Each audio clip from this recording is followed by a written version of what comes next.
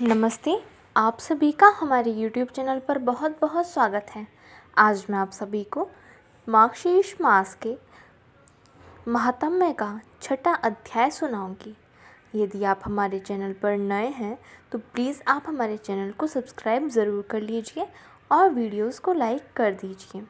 इनसे पहले वाले वीडियोस में मैंने आपको मार्गशीर्ष मास के पिछले अध्याय की वीडियो डाल रखी है, तो प्लीज़ आप उन वीडियोस को भी ज़रूर देखिए और शेयर भी कर दीजिए। आज मैं आप सभी को इस अध्याय में तुलसी दल और चंदन चढ़ाने के फल के बारे में विस्तार से वर्णन करूंगी, तो इस वीडियो को एंड तक ज़रूर देखिए। अब इस वीडियो को शुरू करते हैं। ब्रह्मा जी ने कहा, हे प्रभु, मुझे सब कुछ ठीक ठीक बताइए। हे प्रभु अच्युत, घंटा बजाने और चंदन लगाने का क्या फल है, मुझे उसका फल बताइए। श्री भगवान जी ने कहा, हे देव, जो मनुष्य स्नान और पूजा के समय घंटा बजाता है उसे क्या फल मिलता है, यह सुनिए। हजारों करोड़ वर्षों से, सैकड़ों करोड़ वर्षों से वह मेरे लोक में निवास करता है तथा उसके साथ दिव्य देवियों के समूह रहते हैं। चूँकि घंटी सभी संगीत वाद्य यंत्रों और सभी देवी देवताओं के समान है, इसलिए घंटी बजाने का पूरा प्रयास करना चाहिए। समस्त वाद्यों के समान घंटा मुझे सदैव प्रिय है। इसे बजाने से करोड़ों यज्ञों का फल प्राप्त होता है। घंटियाँ सदैव बजानी चाहिए, विशेषकर पूजा के समय। हे पुत्र, घंटियों की ध्वनि से मैं सैकड़ों हजारों मनवंतरों तक सदैव प्रसन्न रहता हूँ। हे देवों के स्वामी, यदि मेरी पूजा बहरी और शंख की ध्वनि के साथ, घंटियों के साथ तथा मृदंग और शंख की ध्वनि के साथ, ओमकार की ध्वनि के साथ की जाए तो वह मनुष्य को सदैव मोक्ष प्रदान करती है। हे पुत्र, जहाँ मेरे सामने एक बजता हुआ घंटा खड़ा है, जहाँ वैष्णवों द्वारा उसकी पूजा की जाती है, हे पुत्र, मुझे वहीं जानो। मैं उस व्यक्ति के पाप को दूर करता हूँ जो वैन्य या सुदर्शन चक्र से अंकित घंटा स्थापित करता है। यदि कोई मेरी पूजा के समय घंटी बजाता है तो उसके पाप नष्ट हो जाते हैं, भले ही वे सैकड़ों जन्मों के दौरान अर्जित किए गए हों। सोते समय मेरी पूजा के साथ घंटी बजानी चाहिए, इसका फल करोड़ों गुना अधिक होता है। यदि भक्तगण गरुड़ पर आसीन देवों के स्वामी मेरी पूजा करते हैं, शंख, कमल, गदा और चक्र धारण करे हुए भी तथा श्री के साथ रहते हुए वे तीर्थ, अन्य देवताओं के साथ दर्शन, यज्ञ, धार्मिक अनुष्ठान, दान और व्रत का पालन क्या करेंगे? इनकी आवश्यकता नहीं है। जो लोग कलयुग में गरुड़ पर आसीन मेरी नारायण मूर्ति की स्थापना करते हैं, वे मेरे लोक में जाते हैं और वहाँ 1 करोड़ कल्प तक रहते हैं। यदि कोई उस मूर्ति को मेरे सामने या किसी महल में या किसी घर में स्थापित करता है तो हजारों करोड़ तीर्थ और देवता वहाँ खड़े हो जाते हैं। जो मनुष्य धन्य है और 11वें दिन गरुड़ पर सवार मेरे रूप की पूजा करता है और रात में आदरपूर्वक गीत गाता है और नृत्य करता है, वह अपने पितरों को नरक से मुक्त कर लेता है।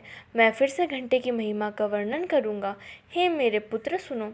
जहाँ मेरे नाम से अंकित घंटा रखा जाता है और जहाँ भगवान विष्णु की मूर्ति की पूजा की जाती है, हे मेरे पुत्र, जान लो कि मैं वहाँ उपस्थित हूँ। हे प्रिय, जो मनुष्य मेरे सामने धूप जलाते, दीप जलाते, स्नान करते, पूजा करते या उपटन लगाते समय गरुड़ चिन्ह सहित घंटा बजाता है, उसे 10,000 यज्ञ, 10,000 गोदान और 100 चंद्रयान अनुष्ठानों का फल प्राप्त होता है। यदि पूजा विधि विधान के अनुरूप ना भी हो तो भी वह उन लोगों के लिए फलदायी होगी। घंटी की ध्वनि से प्रसन्न होकर मैं उन्हें अपना क्षेत्र प्रदान करता हूँ।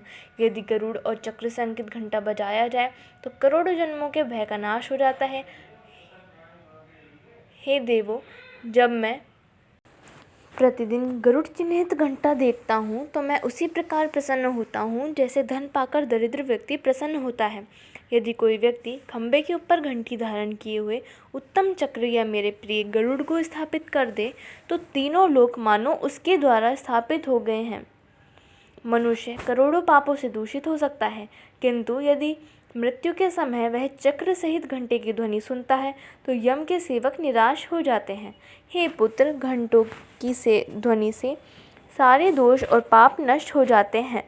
देवता, रुद्र और पितृ सभी मानो उत्सव मनाकर प्रसन्न हो जाते हैं। यदि गरुड़ और चक्र भी ना हो तो भी मैं घंटे की ध्वनि मात्र से भक्तों पर कृपा कर देता हूँ, इसमें कोई संदेह नहीं है।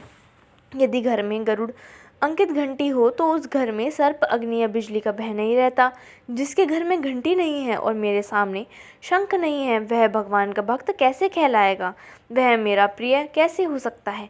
हे पुत्र, मैं तुम्हें चंदन के लेप की उपयोगिता बताऊंगा। जब वह तैयार हो जाता है तो मैं अत्यंत प्रसन्न हो जाता हूँ, इसमें कोई संदेह नहीं है। चंदन, पुष्प, कपूर, अगरबत्ती, कस्तूरी, जायफल और तुलसी सहित मुझे अर्पित करने से मुझे बहुत प्रसन्नता होती है। जो श्रेष्ठ पुरुष मुझे सदैव तुलसी दल अर्पित करता है वह अनंत युगों तक स्वर्ग में निवास करता है। यदि कलयुग में कोई भक्तिपूर्वक महाविष्णु को तुलसी और चंदन अर्पित करता है और मालती यानी चमेली के फूलों से उनकी पूजा करता है तो वह फिर कभी किसी भी माता का स्तन नहीं पीता, अर्थात मुक्त हो जाता है। यदि कोई मुझे तुलसी दल सहित चंदन अर्पित करता है तो मैं उसके सैकड़ों जन्मों के पापों को भस्म कर देता हूँ। तुलसी की टहनियाँ और चंदन का लेप सभी देवी देवताओं और विशेष रूप से पितरों को प्रिय हैं। जब तक तुलसी दल और चंदन मुझे अर्पित नहीं किए जाते तब तक श्रीखंड, चंदन और काला अगरबत्ती भी उत्तम माना जा सकता है।